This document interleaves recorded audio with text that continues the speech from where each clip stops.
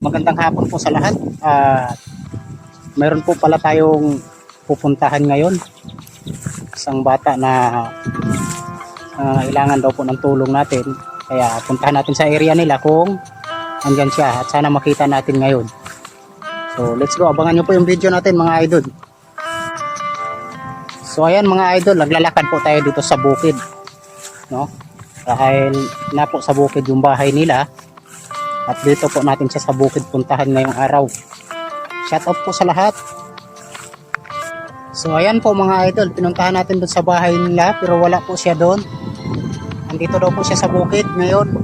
Kaya hanapin po natin siya dito sa bukid dahil nagmukuma daw po sila dito. Kung dito po ba siya.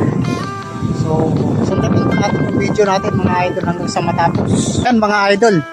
Magandang hapon po pala sa lahat at nakita na po natin yung bata na hinahanap natin dahil wala po siya doon sa bahay nila. Pinuntahan po natin dito sa bukid at dito nga po at nakikita na po natin siya at ayun sila. Yung sinasaka nila ito yung yung pinapatubigan. Nais daw po nila na humingi ng tulong. So titingnan po natin kung may tulong natin part sa kanila. Hinahanap mo daw ako, pumunta ka daw doon sa bahay.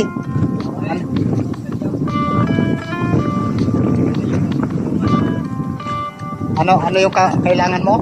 Sa school po, saka dito po sa sinasaka po. Ito yung sinasaka nyo, ano? Abono po. Nagawag po ng balat. Sumpantanin mo na. So, yung sa project mo sa school, magkano ba yun? Yan, sabi natin 5K. 5K. Kaya naman yun. 5K. Sige, walang problema dun sa project nyo. Kaya mga idol, siya yung bata na hinahanap natin na pumunta dun sa bahay kasi kailangan niya yung tulong natin. So ngayon, dito nakaharap na natin siya. Shoutout ka muna. Sa mga subscribe sa video ni Kuya Rafael. So ito yung bukid nilang sinasaka mga idol. So anong kailangan dito sa bukid? Abono po yung po. Gamot po pang spray.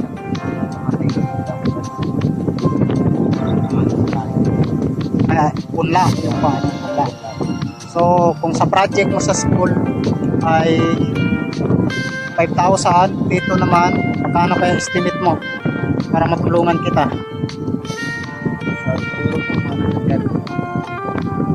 Balawang 30,000 plus na kung po 135 yung nagasto ninyo dito. Yan, 35 daw po yung nagasto nila dito mga idol, last nila saka. Kaya pumunta siya sa akin para isa lang din po tayong magsasaka, kaya tulungan din po natin yung kapwa natin magsasaka kung ano kung kailangan nila dito sa bukid. So ayan, nasa 30. Tapos 5K project po. yung 5K project sa school niyo. So ito, meron akong dala dito. Meron akong dala dito mga idol. 50,000 to. Yung kakailanganin niya ay aabot po lahat-lahat ng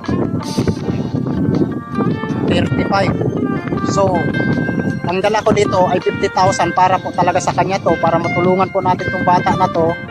Ito, bigay po natin sa kanya para mabili po niya yung lahat ng gusto niya dito sa taniman nila, sa mga patanim nila. So ito yung ito yung pera 50,000. Ayan, ikaw na bahala dito mag-budget.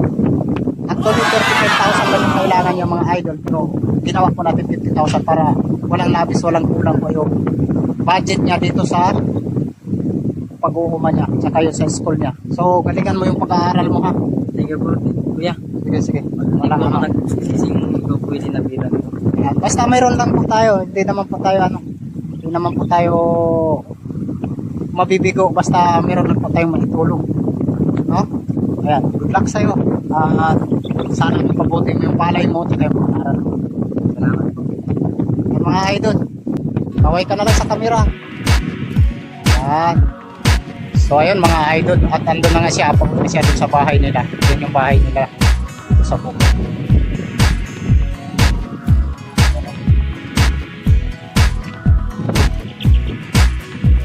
Ingat, ingat, ingat.